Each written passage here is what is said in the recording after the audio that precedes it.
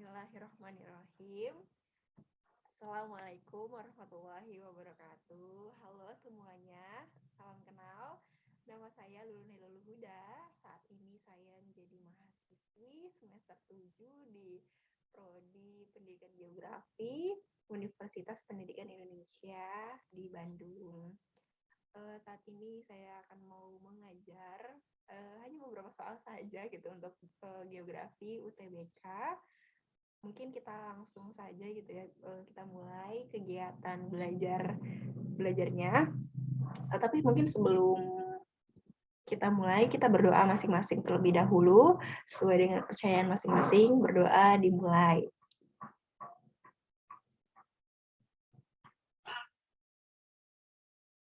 Berdoa selesai, mungkin jangan lupa nih, kita kan lagi dalam masa pandemi, diusahakan teman-teman kalau bisa sebelum belajar udah cuci tangan, menjaga kebersihan dengan baik, taat prokes, dan jangan lupa kita sebelum belajar siapin nih bisa aja catatan, kertas, buku, terus pulpen, pensil dan lain sebagainya ya. Sebelum kita mau belajar, kalau sudah siap belum nih? Kita bismillah aja ya, kita siap-siap pelan-pelan. Mungkin kalau misalnya kecepatan, mohon maaf. Kita belajarnya, kita mulai ya. Bismillahirrahmanirrahim. Oke, yang pertama nih mengenai pengantar geografi. Mungkin teman-teman udah belajar pengantar geografi atau geografi itu apa sih gitu. Nah, mungkin kita coba ke soal yang pertama, yaitu wilayah perkotaan menghasilkan produk industri dan jasa bagi penduduk pedesaan. Sedangkan wilayah pedesaan menghasilkan produk pertanian bagi penduduk kota. Nah, prinsip geografi apa nih yang tepat untuk menjelaskan fenomena tersebut? Jadi ada dua premis, kota menghasilkan produk industri dan jasa, sedangkan pedesaan menghasilkan produk pertanian bagi penduduk kota. Nah, prinsip apa yang telah terjadi mengenai wilayah desa dan kota ini? Yang A ada deskripsi, B distribusi, C korologi, dan D interrelasi. Nah, menurut teman-teman apa nih jawabannya? Oke, kita sekilas saja bahas mengenai prinsip geografi. Prinsip geografi itu ada 4, deskripsi, distribusi, korologi, dan interrelasi. Nah, deskripsi itu prinsip yang menjelaskan bagaimana fenomena tersebut terjadi di daerah tersebut.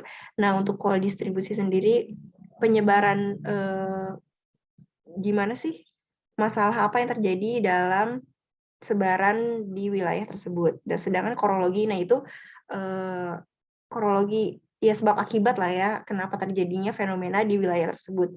Nah, interrelasi ini hubungan yang saling berkaitan antara fenomena yang satu dengan fenomena yang lainnya. Jadi apa nih sesuai dengan soal yang tadi, apa nih jawabannya? Apakah deskripsi, distribusi, korologi, atau interrelasi? Nah, jawabannya interrelasi, karena tadi yang sudah disebutkan interrelasi itu hubungan antar fenomena yang satu dengan fenomena yang lainnya nih. Tadi yang sudah dijelaskan sama saya, tadi itu mungkin sepemahaman saya gitu. Mungkin lebih bakunya yang ada di layar. Distribusi itu adalah gejala geografi yang tersebar secara tidak merata di muka bumi, interrelasi hubungan antar fenomena dan fakta geografi dengan memperhatikan persebaran gejala dan fakta tersebut. Terus yang ketiga itu ada deskripsi, nah itu fenomena yang menggambarkan atau pemaparan terjadi tentang fenomena atau masalah yang terjadi di wilayah tersebut. Nah, untuk korologi tersendiri itu adalah prinsip yang komprehensif, jadi gabungan dari distribusi, interrelasi, dan deskripsi. Seperti itu ya teman-teman. Mungkin agak sedikit terbayang mengenai prinsip geografi. Nah, ini sering banget ada kalau misalnya di UTBK sendiri prinsip geografi gitu. Jadi coba pelajari baik-baik, pahami apa dan maksud tujuan dari macam-macam prinsip ini kayak gitu ya. Oke, selanjutnya ada mengenai infiltrasi air. Infiltrasi berarti masuk ke hidrologi ya. Oke, kita bahas nih. Perhatikan infiltrasi air berikut. Yang pertama adalah ketinggian muka air laut, yang kedua porositas tanah, yang ketiga kemiringan fotografi, yang keempat jenis tanah, yang kelima kelembapan tanah, yang keenam vegetasi penutup tanah. Faktor-faktor yang mempengaruhi besar kecilnya infiltrasi adalah nomor A 123, B 236, C 456, D 145, dan E 345. Nih yang mana nih? Pusing nggak tuh?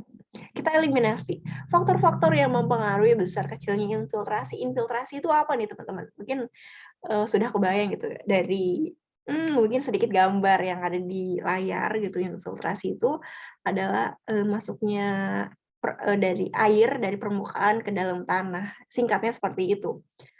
Nah, ini faktor-faktor apa aja sih yang masuknya air, rembesan air tuh ke dalam tanah tuh apa?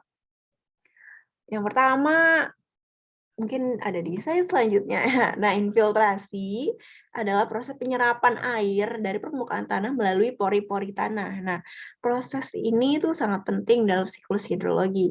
Nah, faktor apa aja yang mempengaruhi besar kecilnya infiltrasi? Yang pertama ada porositas tanah, yang kedua kemiringan topografi, yang ketiga kelembapan tanah, dan vegetasi penutup tanah. Kenapa gitu ya?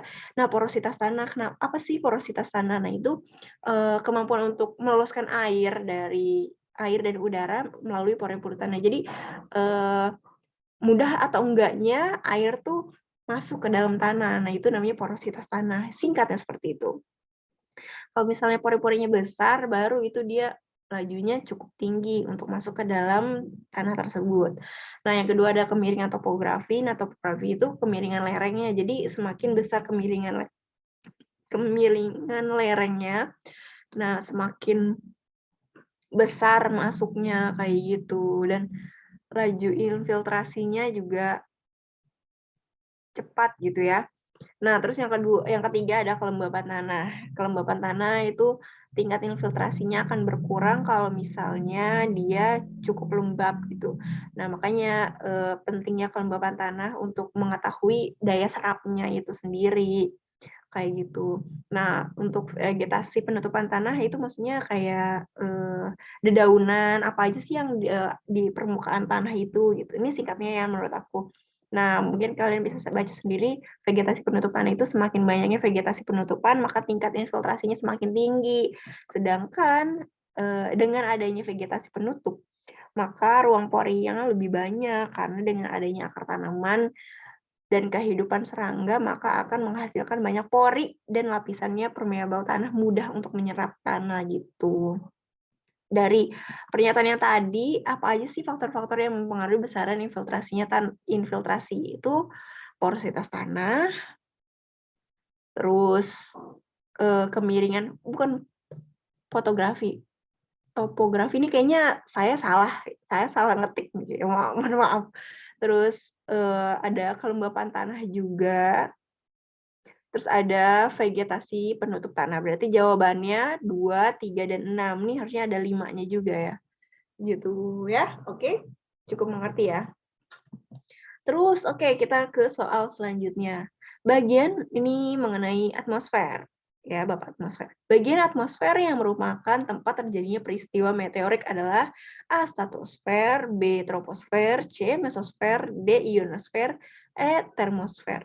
Nah, mungkin teman-teman udah belajar mengenai peristiwa atau bagian-bagian atmosfer. Kan ada troposfer, mesosfer, ionosfer, terus eksosfer. Pokoknya ada 5 ya kalau nggak salah. Ada 5, mungkin teman-teman tahu. Coba kita kaji di dalam soal ini. Apa sih tentang bagian atmosfer yang terjadi peristiwa meteorik?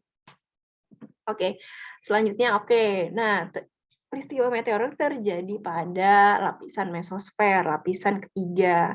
Nah, lapisan ini memiliki ciri-ciri untuk melindungi benda-benda langit. Nah, ketika ada peristiwa meteorik atau meteor jatuh masuk ke bumi, nah itu terbakarnya ada di bagian mesosfer, lapisan ketiga. Karena terjadinya pembakaran dari benda-benda luar angkasa untuk melindungi bumi masuk dan terjadi gesekan, jadi terjadinya pembakaran di wilayah di bagian tersebut gitu. Terus suhunya juga semakin ke atas pasti semakin rendah ya. Terus pada ketinggian ini juga lapisan yang cukup dingin 80 km mdpl, suhunya minus 90 derajat Celcius, dan ada lapisan mesopause. Jadi lapisan mesopause itu pembatas. Jadi mesopause, mesosfer, mesopause baru masuk ke lapisan termosfer gitu. Oke, itu aja mungkin sekian pembelajaran saya. Semoga bisa dimengerti, mudah dipahami, jangan lupa dicatat, coba diulang-ulangin lagi biar bisa mengerti. Oke, nanti dibaca-baca lagi ya. Semangat terus menjalani kehidupan, pembelajarannya semoga bermanfaat. Jangan lupa protokol kesehatannya ya. Mencuci tangan, jaga jarak, pakai masker kemana-mana, jangan lupa double mask. Oke? Oke, terima kasih. Assalamualaikum warahmatullahi wabarakatuh. Dadah.